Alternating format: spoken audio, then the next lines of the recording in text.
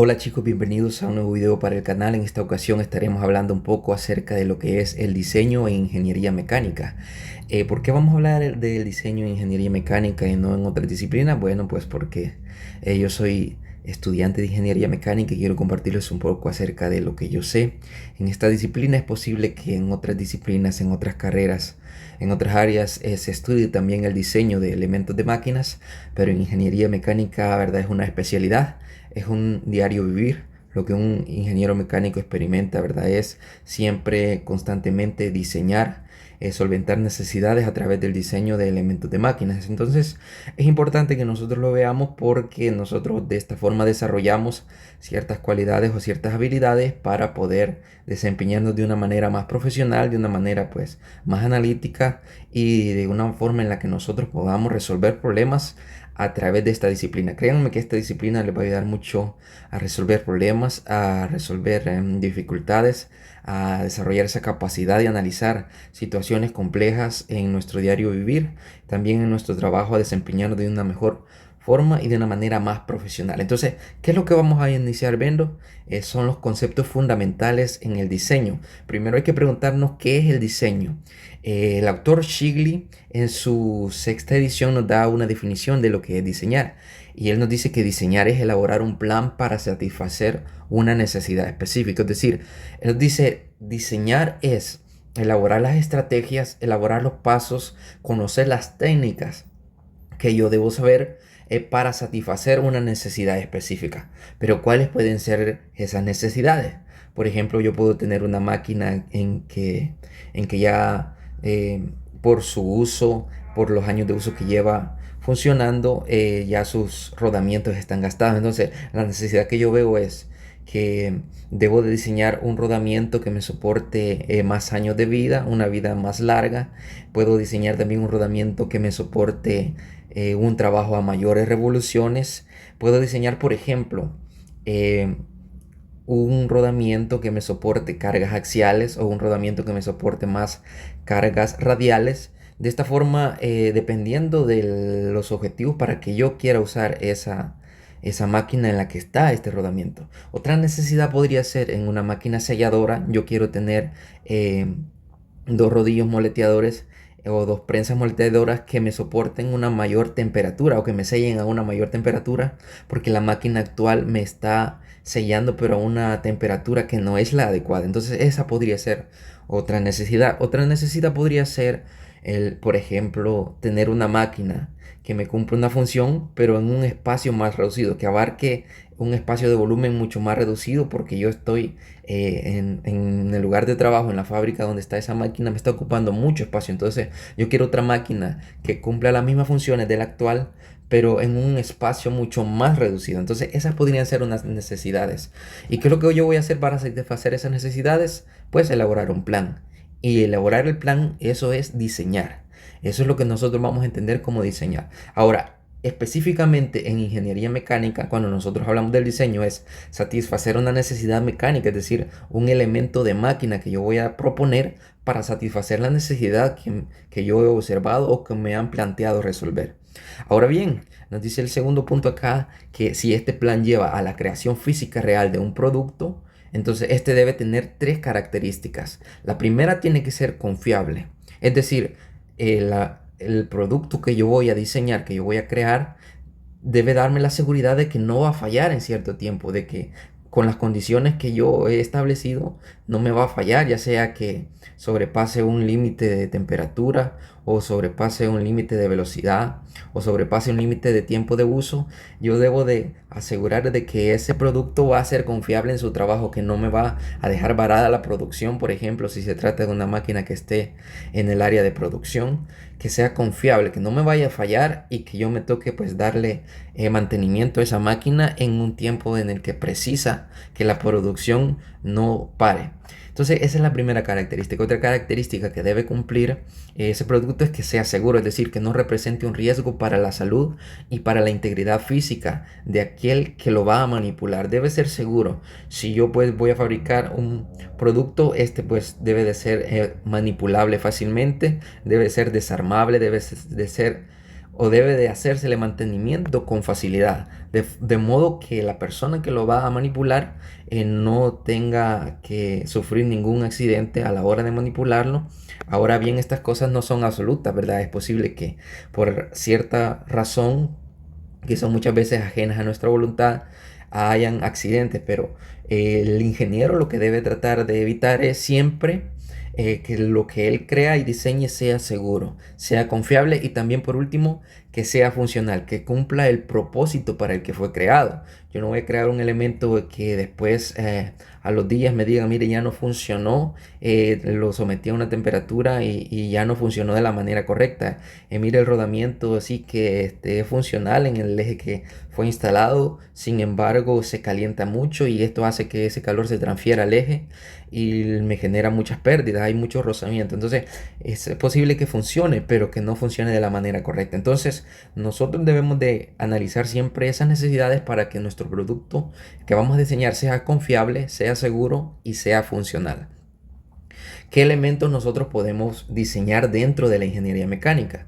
Podemos diseñar cadenas, podemos diseñar muelles, engranes, cojinetes, podemos diseñar fajas. Ahora bien, diseñar no se trata solo de dibujarlas, no se trata de tener las dimensiones que necesitamos ahí donde va a estar instalado, sino que también de especificar cuáles son las propiedades que va a tener este producto, estos productos que nosotros vamos a elaborar. Entonces, un cojinete, yo sé que es redondo, que puede tener cierto diámetro externo, cierto diámetro interno, pero yo también quiero que de acuerdo al material que va a estar diseñado, este me soporte cierta temperatura, me soporte cierta revolución, que tenga un grado de lubricación específico. Entonces, todas esas características se deben de cumplir en los elementos que nosotros vamos a diseñar. Y ya vimos que también deben de cumplir las tres propiedades o las tres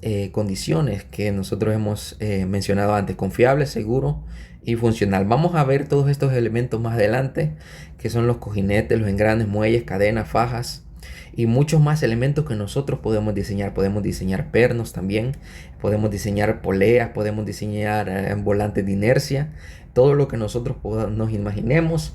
Hay un sinfín de posibilidades en este mundo del diseño de elementos de máquinas.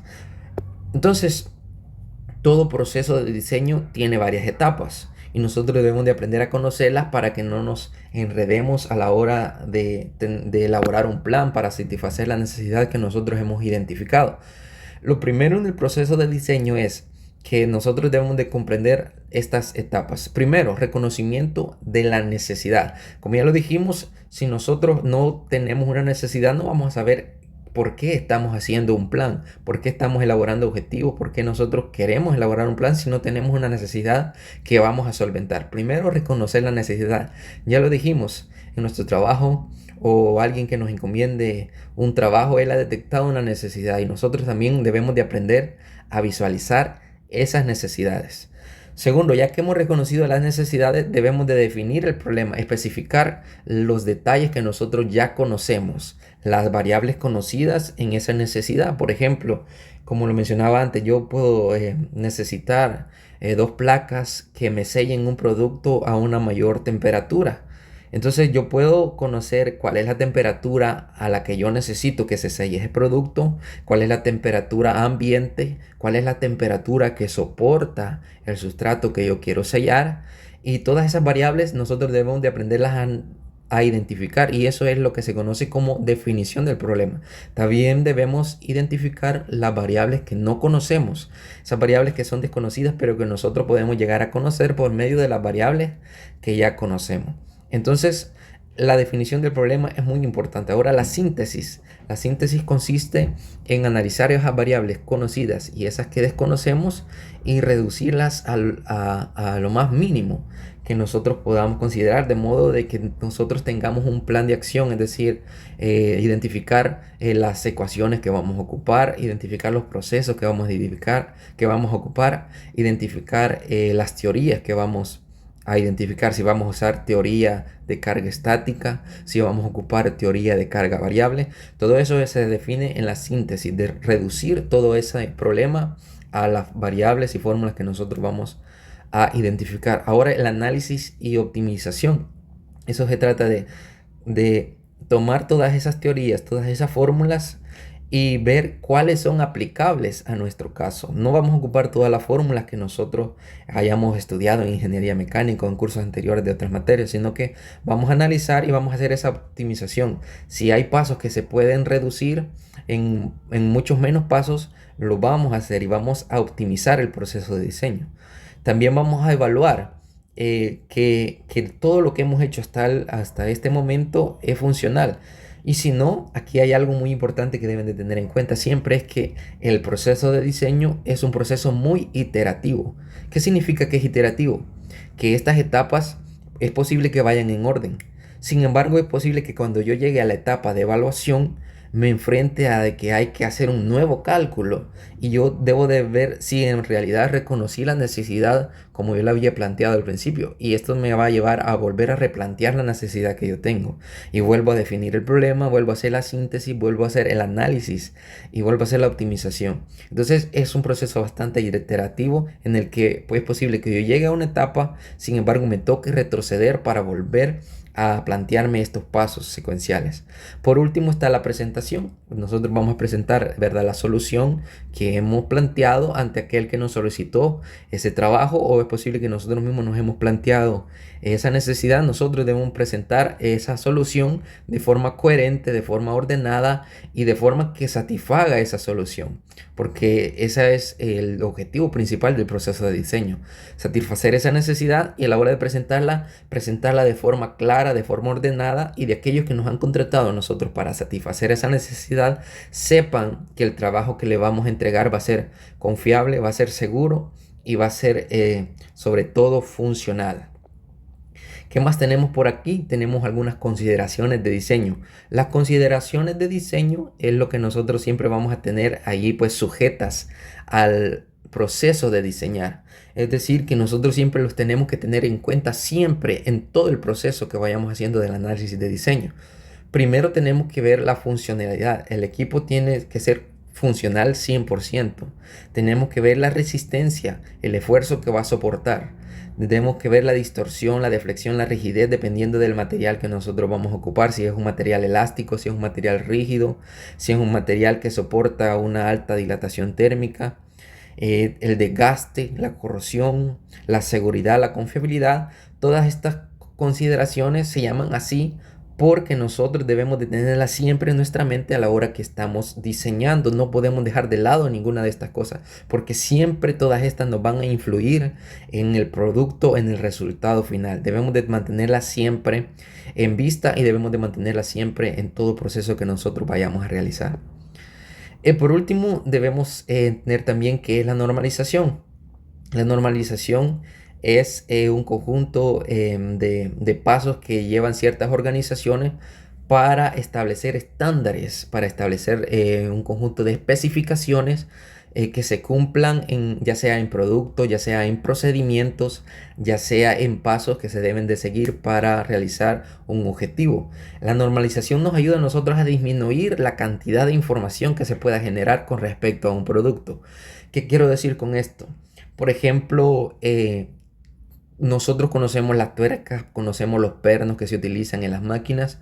¿Qué pasaría si cada fabricante decidiera hacer estos pernos o estas tuercas con las dimensiones que ellos quieran? Arbitrariamente dice un proveedor por acá: yo quiero fabricar tuercas, quiero fabricar pernos de 13 centímetros, de 13.5. Viene otro y dice: yo quiero fabricar tuercas de 5 centímetros porque me es más conveniente, me es más fácil, me genera menos costos. Y de tantos proveedores que hay, cada quien decidiera hacer estos pernos, estas tuercas de diferentes tamaños, de diferentes medidas, arbitrariamente a como se les antoje. Bueno, pues aquí vienen las asociaciones de normalización, las organizaciones de normalización, y dicen: no podemos permitir que haya una gran variedad de productos con dimensiones distintas, con especificaciones distintas, con tamaños distintos, sino que las vamos a normalizar de forma de que al ingeniero le sea más fácil tener esa información a la mano y ya sepa qué tipo de tuerca, qué tipo de perno va a utilizar y cuál es la herramienta que va a ocupar para apretarlo, para aflojarlo, y de esa forma nacen pues las asociaciones, perdón, de normalización, las cuales vienen a regular este tipo de información para hacernos a nosotros la vida pues mucho más fácil. Y estamos ahí en primer lugar, que tenemos a la ISO, la organización ISO, que es la Organización Internacional de Estándares. La menciono en primer lugar porque es la que nosotros vamos a escuchar siempre la mayoría del tiempo, la ISO.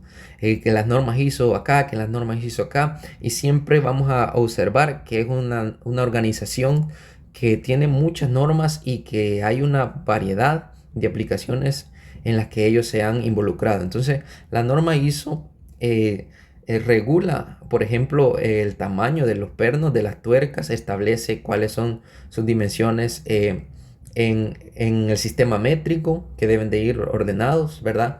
Que cada tuerca debe de tener de cara a cara, por ejemplo, una distancia exacta en milímetros, y eso es lo que nos dice la norma ISO.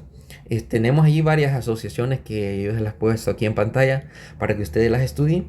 Y asimismo hay otras muchas organizaciones de normalización que nos van a ayudar a regular esta cantidad de información y de productos, y que sean estandarizados para que nosotros no nos cueste andar buscando de proveedor en proveedor a la hora de diseñar, a la hora de satisfacer una necesidad. Y tengamos siempre en cuenta, si nos sale más fácil comprar un producto ya diseñado, pues hagámoslo, no tengamos miedo en hacerlo.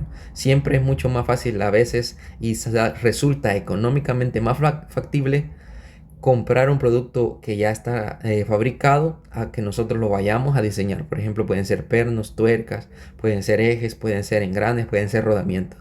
Sin embargo, va a haber situaciones en las que nosotros tengamos que diseñarlo. Entonces allí pues ni modo, hay que diseñarnos y echar pues las manos a trabajar y a plantearnos cuál es el plan de acción que nosotros debemos tomar. Entonces hasta aquí hemos llegado hablando acerca de esta introducción a el diseño de elementos de máquinas. Próximamente vamos a ver qué tipos de elementos de máquinas nosotros podemos diseñar: engranes, ejes, incluso vamos a analizar, ¿verdad?, soldaduras. Vamos a analizar las uniones que pueden existir entre varios elementos de máquinas, y vamos a empezar primeramente analizando las teorías de fallas, que son pues lo que a nosotros nos van a interesar más como ingenieros. ¿Por qué puede fallar un material? ¿Por qué puede ocasionársele una ruptura? ¿Por qué puede ocasionársele que un elemento se vaya a romper, se vaya a quebrar? Y nosotros vamos a determinar cuál es la vida óptima para que ese material no presente una ruptura y que nos sirva, ¿verdad?, para que cumpla su función. Así que nos vemos en el próximo video.